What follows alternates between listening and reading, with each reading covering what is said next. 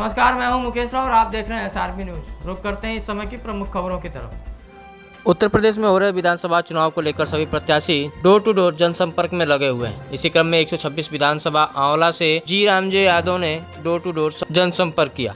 आपको बता दें कि समाजवादी पार्टी से टिकट न मिलने के बाद जी रामजी यादव ने निर्दल चुनाव लड़ने का फैसला किया है।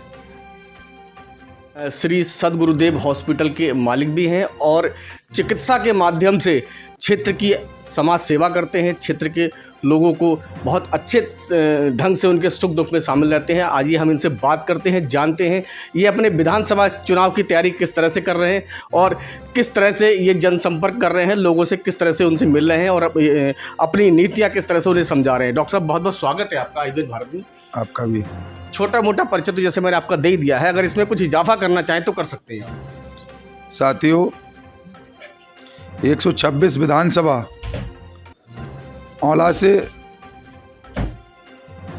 मैं निर्दलीय उम्मीदवार हूं और जनता की जनभावनाओं को देखते हुए मैंने नामांकन किया है।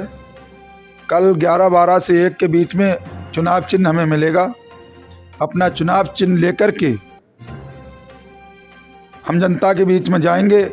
हमारे साथ पूरे आंवला के हर घर से हर बुजुर्ग, हर नौजवान, हर माता बहन हमारे साथ है। हमारा चुनाव चिन्ह इतनी तेज़ी से घर घर पहुंचेगा कि आप पत्रकार साथी खुद ही देख लेंगे। आप क्षेत्र में जाके सर्वे करें किस तरह से हमें निर्दलीय चुनाव जीतना है।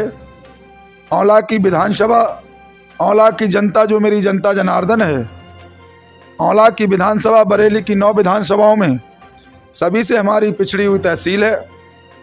यहाँ पर हमने कई नेता बनाए, वोट दे देकर जिताए।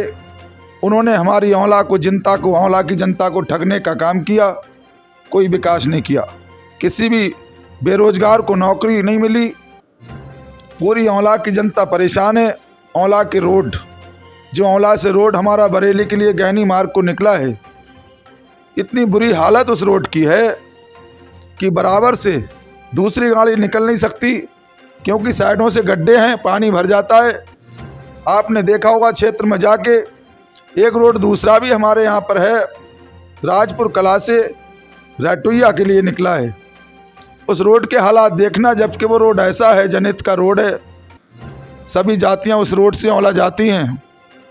हमारे क्षेत्र में बहुत से बेचारे वकील साथी हैं, उस रोड से निकलते हैं।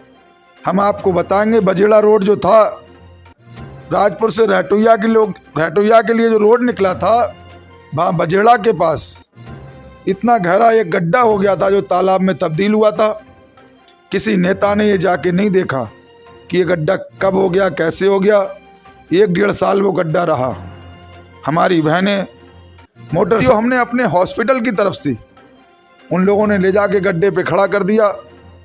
हमें देखा नहीं गया अपनी आंवला की जनता का दर्द, कि हमारे आंवले की जनता इतने कष्ट झेल रही है, जिन्हें निकलने में इतनी परेशानी हो रही है। हमने उन लोगों से कहा आप चिंता मत करो, और 3 दिन के अंदर हमने भट्टे पे जेसीबी लगवा करके 3 दिन के अंदर अपने हॉस्पिटल से 50 से 1 लाख रुपए तक की राबिश डलवा के, रोड़ा डलवा के वो रोड हमने शुरू किया। डॉक्टर साहब, मेरा आपसे एक सवाल ये है, जिस तरह से आप क्षेत्र में लोकप्रिय हैं, विकास कार्यों को, हॉस्पिटल चलाने के साथ साथ विकास कार्य भी कर रहे हैं, लोगों की समाज सेवा भी कर रहे हैं, और आप समाजवादी पार्टी के अच्छे नेता माने जाते थे, कद्दावर नेता माने जाते थे, उसके बाद भी आपको टिकट क्यों नहीं मिल पाया, क्या कारण रहा? साथियों, सर्वे में जो सर्वे माननीय अखिलेश भैया ने कराया था, सर्वे में हमारा आंवले से फर्स्ट हमारा सर्वे पहुँचा था। प्रदेश के नेताओं में और प्रदेश कार्यालय पे ये सबको पता थी कि डॉक्टर जीराज का टिकट होगा, क्योंकि सर्वे मेरा फर्स्ट पहुंचा था।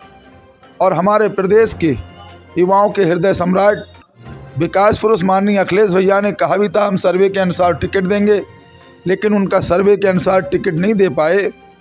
किसी ऐसे नेता ने आंवला से आके टिकट ले लिया कि जिस नेता की आंवले पर बुराई है, जनता में क्रोध है, जनता में आक्रोश है, क्योंकि वो 2007 में यहाँ से बीएसपी के विधायक हुए थे। यहाँ से बीएसपी के विधायक रह चुके हैं, उनका कार्यकाल जनता ने देखा है। वो यहाँ आंवला में कुछ करा नहीं पाए। आंवला से जाकर के उन्होंने बिलसी पहुँचे, बिलसी में जाके बीजेपी के साथियों का दामन पकड़ा और वहाँ से बीजेपी के साथियों का वोट लेकर के जीते और वहाँ पर भी कुछ ना करा पाए। अब आकर के उन्होंने समाजवादी से साइकिल का निशान पकड़ के औला विधानसभा में वोट मांगने का काम कर रहे हैं। लेकिन हम साथियों को बताना चाहेंगे कि औला की जनता में इतना विरोध है और ख़ास करके जितनी भी जातियां हमारी औले की हैं उनसे नाराज़ हैं। औला के अंदर 2 प्रत्याशी 3 मैदान में हैं। सभी प्रत्याशियों का कार्यकाल जनता ने देखा है। मैंने अपने हॉस्पिटल की तरफ से 94 में अपना हॉस्पिटल खोला था। अपना हॉस्पिटल खोलने के बाद उसी दिन से मैंने गरीबों की मदद करना शुरू कर दी। 25 से 30 आवास हर जाति के गरीबों को हमने अस्पताल की तरफ से दिए हैं। बेटियों की शादी में कन्यादान लेना, जहाँ जहाँ हमारे मृतक आश्रित हैं, मृतक लोगों की जो पत्नियाँ हैं, कहीं कहीं लोगों को बिजली के करंट ने पकड़ा, उनकी विधवा बहनों को हम वहाँ पर जब हम पहुँचे, मड़ी की बहुत बड़ी दिक्कत थी। महात्माओं ने कहा डॉक्टर साहब हमारे यहाँ लाइट चली जाती है, बड़ा दिक्कत होती है। हमने अपने हॉस्पिटल की तरफ से 42,000 का जनरेटर कैलाशगिरी मड़ी को पहुँचाने का काम किया। बहुत से ऐसे काम हमारे हाथों से हुए हैं औला विधानसभा पर। डॉक्टर साहब मेरा आपसे एक सवाल ये है, जिस तरह से अभी आप क्षेत्र में जा रहे हैं और अपना जनसंपर्क करके और अपनी नीतियों को बता रहे हैं, साथ साथ समाजवादी का भी नाम ले रहे हैं, क्या मतलब इसको क्या समझाया जाए कि समाजवादी से आप कितना लगाव रखते हैं, कितनी मोहब्बत रखते हैं? जीतने के बाद क्या समाजवादी में जाएंगे आप? साथियों, समाजवादी पार्टी की सरकार, क्योंकि जनता परेशान है, जनता महंगाई से भी परेशान है, जनता ने कार्यकाल देख लिया है जो सरकार मौजूद है। हम सरकार की बुराई नहीं करेंगे।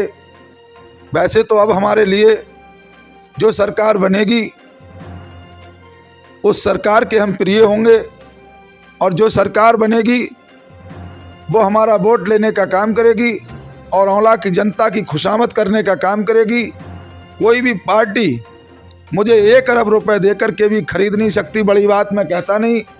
हाँ, कोई पार्टी मुझे अगर पैसा देने का काम करेगी तो वो पैसा हम अपने औला के विकास में लगाने का काम करेंगे। सब जिस तरह से आप मेहनत और लगन के साथ जनसंपर्क कर रहे हैं, काफ़ी मेहनत कर रहे हैं, उस तरह से क्या देखा जा रहा है? आपको क्या लगता है, समाजवादी पार्टी से या भारतीय जनता पार्टी से किसका आपका मुकाबला है? साथियों, औला विधानसभा पर जनता ने मन बना लिया है कि बहुत सालों से हमारी औला की जनता परेशान है। हमारे साथी कई बार लोगों को कई बार यहाँ के साथियों को विधायक बना चुकी है। हमारे पिता के समान हैं जो इस समय मौजूद हैं, हमारे माननीय मंत्री जी बीजेपी से हैं। उनका कार्यकाल भी पूरी जनता ने देखा है। उनकी बिरादरी भी उनसे खुश नहीं है, क्योंकि उन्होंने अपनी बिरादरी के नौजवानों को भी कहीं रोजगार नहीं दिलाया। गुड़िया गौरी शंकर में मेला लगता है भोलेनाथ का, गुड़िया गौरी शंकर के अंदर भी कोई ऐसा विकास कार्य नहीं कराया, जो कि वहाँ का तीर्थ स्थल है, ऐतिहासिक मंदिर है, वहाँ पर भी कुछ ना कुछ उन्हें कराना चाहिए था। उन पे इतना बड़ा पद रहा था लोक निर्माण का, लोक निर्माण के मंत्री रहे हमारे माननीय मंत्री जी, लेकिन फिर भी हमारा औला का इतना अभागा भाग रहा कि कोई काम यहाँ पर नहीं हुआ। साथियों, औला की जनता से मेरी अपील है कि मुझे कल चुनाव चिन्ह मिलेगा और मेरे चुनाव चिन्ह का बटन दबा करके मुझे कामयाब करने का काम करें। औला की हर बिरादरी, हर जाति एमएलए हो जाएगी। औला का चौमुखी हम विकास करेंगे। औला में ड्रग फैक्ट। तो फिलहाल इस बुलेटिन में अभी तक के लिए इतना ही। मुझे दीजिए इजाज़त। नमस्कार।